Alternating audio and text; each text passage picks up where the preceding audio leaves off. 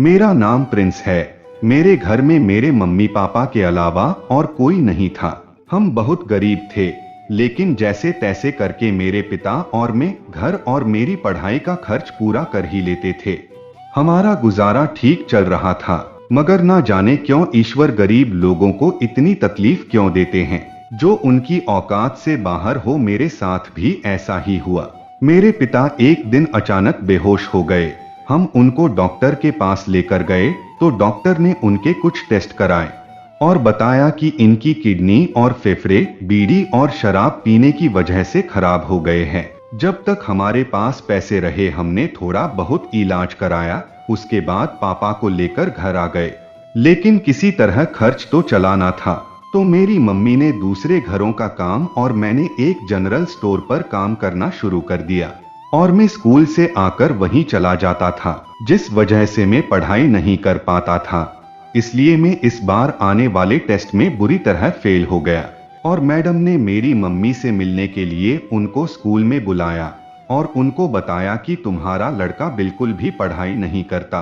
तो मम्मी ने तेजस्वी मैडम को भी सारी बात बता दी। उन्हें सुनकर बहुत दुख हुआ। ये बात उनके चेहरे से पता चल रही थी और उन्होंने मुझे जनरल स्टोर से काम छोड़कर ट्यूशन आने के लिए बोला और कहा मैं इसकी कोई फीस नहीं लूंगी और हाँ, तुम मेरे छोटे छोटे काम कर दिया करो, मैं तुम्हें उसके पैसे दे दिया करूंगी। और एक शर्त ये है कि तुम्हें पूरी मेहनत और ध्यान लगाकर पढ़ाई करनी होगी। मुझे इनकी किसी भी शर्त से कोई प्रॉब्लम नहीं थी और मैंने अगले ही दिन से इनके पास ट्यूशन जाना शुरू कर दिया। इनका नाम तेजस्वी था।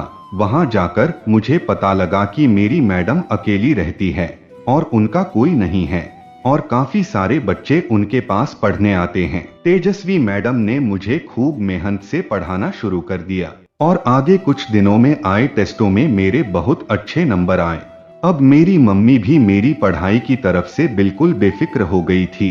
अब मैं स्कूल जाता, दोपहर में कुछ देर के लिए जनरल स्टोर पर बैठ जाता और शाम होते ही ट्यूशन चला जाता और छुट्टी के बाद अपनी मैडम के 2-4 काम भी कर देता और फिर घर आ जाता। मैं बहुत ज्यादा थक जाया करता था, लेकिन घर के हालातों ने मुझे वक्त से पहले जिम्मेदार बना दिया था। एक दिन ट्यूशन के बाद तेजस्वी मैम ने मुझे दूसरी टीचर के घर जाने को बोला और मुझे बताया कि वो तुम्हें कुछ बुक देगी। वो मुझे देने के बाद तुम अपने घर चले जाना। मैं बुक लेने दूसरी टीचर के घर चला गया। कुछ देर में उनके घर पहुंच गया। मैंने बुक ली और अपनी ट्यूशन वाली मैम के घर के लिए निकल गया और कुछ दूर जाते ही अचानक से बारिश शुरू हो गई और अगली 2-3 मिनट के अंदर बारिश बहुत तेज हो गई। मैं रास्ते में ही एक घर के चबूतरे पर रुक गया और बारिश रुकने या हल्की होने का इंतजार करने लगा। इंतजार करते करते शाम से कब रात हो गई कुछ पता ही नहीं चला और बारिश हल्की होने पर मैं तेजस्वी मैम के घर की तरफ चल दिया और घर जाने तक मैं पूरा तरह भीग चुका था। ये बारिश कोई आम बारिश नहीं थी, बल्कि ठंड के मौसम की बारिश थी। मेरे हाथ कांप रहे थे। मैं जैसे ही घर के अंदर गया, मैडम ने मेरी हालत देखी और भागकर तौलिया ले आई। मैंने अपना शरीर साफ किया और मैडम से बोला कि मैं घर जा रहा हूँ। मुझे अपने घर जाने की भी बहुत जल्दी थी, क्योंकि बारिश में हमारा सारा घर बुरी तरह टपकता था। लेकिन तेजस्वी मैडम ने मुझे रुकने को बोला और कहा कुछ देर रुक जाओ, अभी अभी तो भीगते हुए आए हो, बीमार पड़ जाओगे। मैं चाय बना रही हूँ, चाय पीकर चले जाना, शायद इतने में बारिश भी रुक जाएगी। तेजस्वी मैडम इन्हीं वजहों से मुझे बहुत अच्छी लगती थी, पता नहीं ना जाने क्यों, लेकिन वो मेरा बहुत ख्याल रखती थी और मैं भी अपनी कोई भी बात उनसे शेयर करने से जरा भी हिचकिचाता नहीं था। पहले तो मैंने उनको ये कहकर मना किया कि मेरे मम्मी पापा मेरा इंतजार कर रहे होंगे, लेकिन मैडम बोलने लगी कि वो परेशान नहीं होंगे, उनको पता है तुम ट्यूशन गए हो और तुम मेरा इधर उधर का काम भी करते हो तो अक्सर लेट हो जाते हो, और आज तो वैसे भी बहुत तेज बारिश है, तुम बैठो, मैं तुम्हारे लिए चाय बनाकर लाती हूँ। मैडम के ज्यादा बोलने पर मैं रुक गया और उनके आलिशान घर को देख रहा था। वो बहुत अमीर औरत थी और उनके घर में हर तरह की सहूलियत थी, और इधर मेरे मम्मी पापा जो अपनी बीमारी और गरीबी के कारण उम्र से पहले ही बूढ़े हो गए थे। उनके चेहरे पर भी झुर्रियां पड़ चुकी थी। मैं इस सोच में ही खोया हुआ था, पैसा इंसान को कितना अच्छा बनाए रखता है कि इतने में मेरी टीचर चाय लेकर आ गई और मेरे गीले कपड़ों को देखकर बोली, सॉरी मेरे पास तुम्हें देने के लिए कपड़े नहीं हैं, तुम इन्हें अच्छे से साफ कर लो और चाय भी पी लो। मैंने थोड़ा मुस्कुराते हुए बोला कि आप परेशान मत हो, मैं चाय पीते ही चला जाऊंगा। टीचर बोली, चले जाना, इतनी भी क्या जल्दी है, आराम से चाय पियो और बारिश रुकते ही चले जाना। मैं चाय पीने लगा और मुझे गर्म गर्म चाय बहुत सुकून पहुंचा रही थी। खैर मैंने जल्दी जल्दी चाय खत्म की और जाने को बोलने लगा, लेकिन बारिश अभी भी काफी तेज हो रही थी और टीचर ने मुझे फिर से रोक लिया और हम इधर उधर की बात करने लगे। और फिर थोड़ी देर बाद मुझे अचानक बहुत ज्यादा थकान महसूस देने लगी। मेरी आंखें बंद होने लगी, जैसे मैं 2 दिन से नहीं सोया हूँ। टीचर ने मेरी ये हालत देखकर बोला कि थोड़ी देर अंदर मेरे कमरे में आराम कर लो, जैसे ही बारिश रुके चले जाना। मेरे मम्मी पापा के पास तो फोन भी नहीं था जो मैं अपनी मम्मी पापा को ये सब बता देता।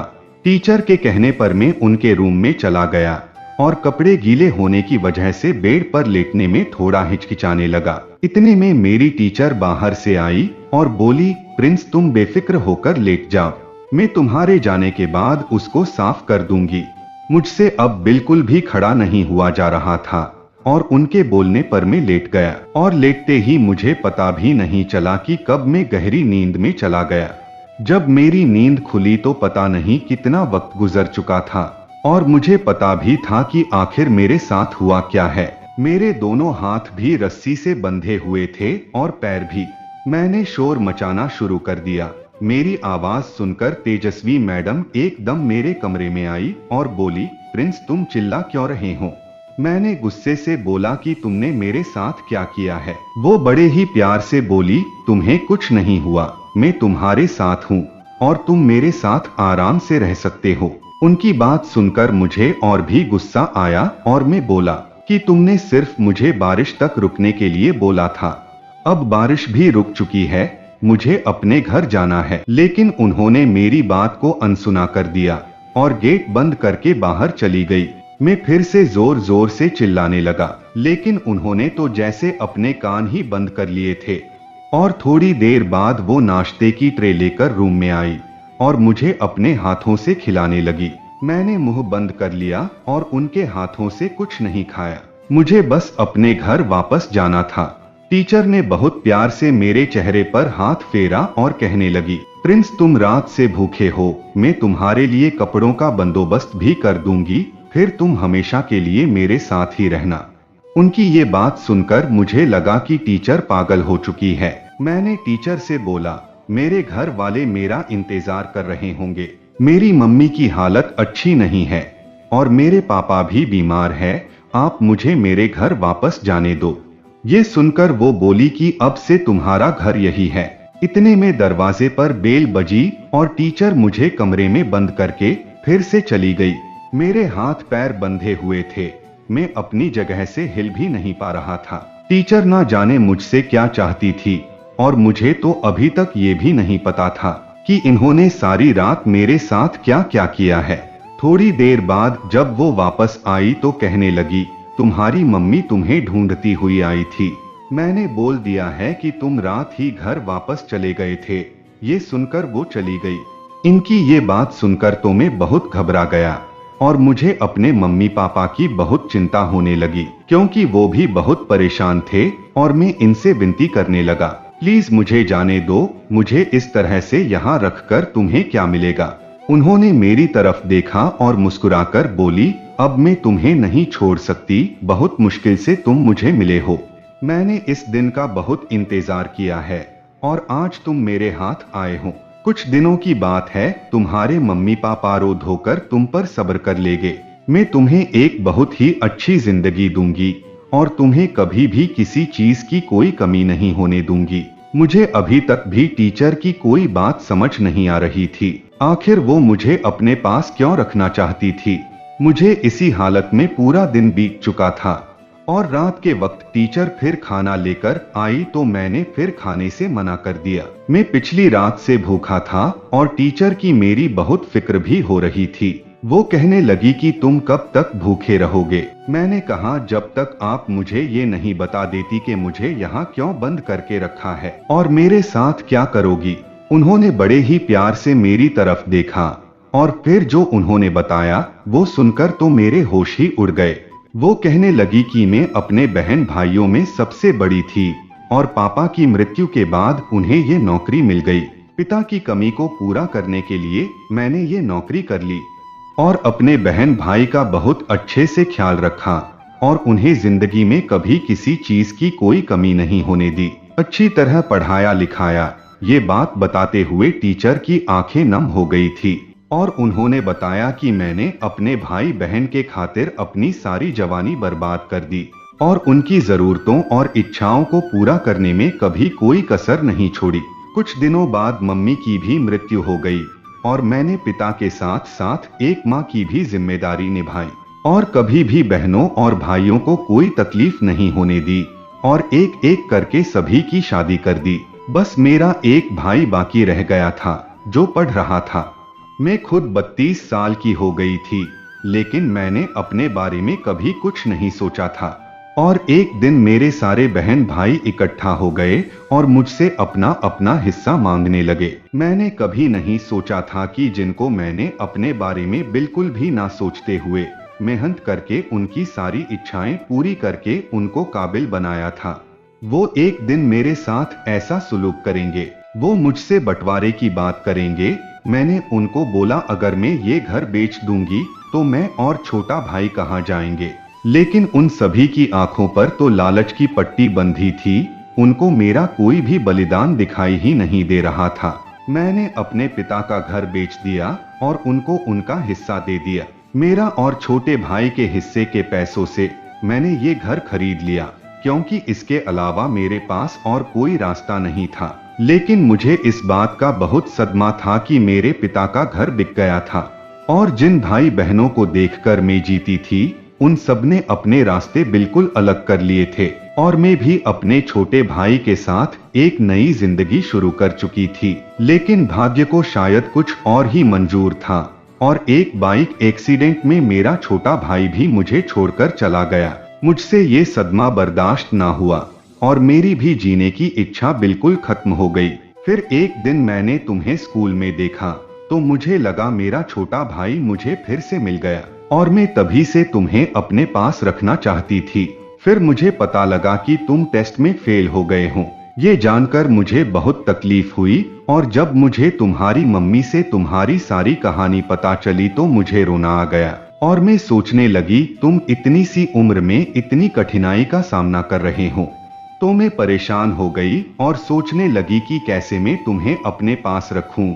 और फिर मैंने तुम्हें ट्यूशन में बुला लिया और छुट्टी के बाद जब मैं तुमसे बातें करती थी तो मुझे बहुत सुकून मिलता था। फिर तेजस्वी मैडम ने मुझे अपने छोटे भाई की फोटो दिखाई। उसकी शक्ल काफी हद तक मुझसे मिलती थी और वो फोटो देखकर रोने लगी और मुझे लग रहा था कि उनकी दिमागी हालत अच्छी नहीं है। अपनों के रवैयों ने उनकी ये हालत कर दी थी, इसलिए उनको ये भी नहीं पता चल रहा था कि वो मेरे साथ गलत कर रही हैं और उनकी इस हरकत से मेरे मम्मी पापा कितने परेशान हो गए। मैंने उनसे कहा कि आप मुझे छोड़ दो, मैं तुम्हें अपनी बड़ी बहन ही मानूंगा और हमेशा आपके साथ समय बिताऊंगा और रोज आपसे मिलने आऊंगा। मैं उनको एहसास दिलाना चाहता था कि जैसे आप परेशान न हो। मेरे इस तरह गायब हो जाने से मेरे मम्मी पापा की भी यही हालत हो जाएगी, वो भी बहुत परेशान होंगे। और मैंने धीरे धीरे उनको इस बात पर राजी कर लिया कि वो मुझे छोड़ दे और उन्होंने मुझसे वादा लिया कि तुम मुझे हमेशा अपनी बड़ी बहन ही समझोगे ना और हमेशा मुझसे मिलने आते रहोगे। मैंने उनसे वादा कर लिया और उन्होंने मेरे हाथ पैर खोल दिए और मुझे अपने हाथों से खाना खिलाया और मुझे मेरे घर जाने की इजाजत दे दी। जैसे मैं घर से बाहर निकला उनकी आंखों में आंसू थे और मैं उनके घर को देख रहा था और सोच रहा था कि जिंदगी में दौलत ही सब कुछ नहीं होती, बल्कि अपनों का साथ और मोहब्बतों का एहसास ही जिंदगी को पूरा करते हैं। खैर, जब मैं घर पहुंचा तो मेरे मम्मी पापा रो रहे थे और मेरी मम्मी ने जब मुझे देखा तो आकर गले से लगा लिया। अब मुझे पता लगा कि अपनों का होना कितना जरूरी होता है और मुझे अपनी टीचर के दुख का भी एहसास हुआ और मैंने अपने आप से वादा किया कि मैं उन्हें कभी अकेला नहीं छोड़ूंगा। लेकिन जब मम्मी ने मुझसे पूछा तो मैंने बोल दिया कि दोस्त के एक गांव चला गया था।